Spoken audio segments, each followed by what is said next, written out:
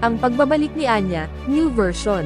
Si Anya, isang matagumpay na negosyante, ay nabubuhay sa isang tila perpektong mundo kasama ang kanyang asawa, si Gabriel, hanggang sa matuklasan niya ang isang pagtataksil. Ang lihim na relasyon ni Gabriel sa kanyang matalik na kaibigan, si Trisha.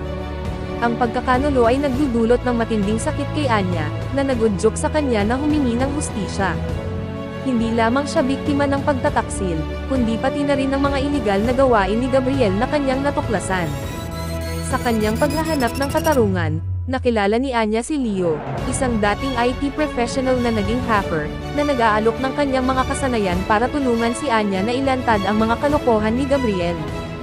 Sama-sama, haharapin nila ang mga hamon at panganib sa kanilang paglalakbay tungo sa paghihiganti at pagbabago.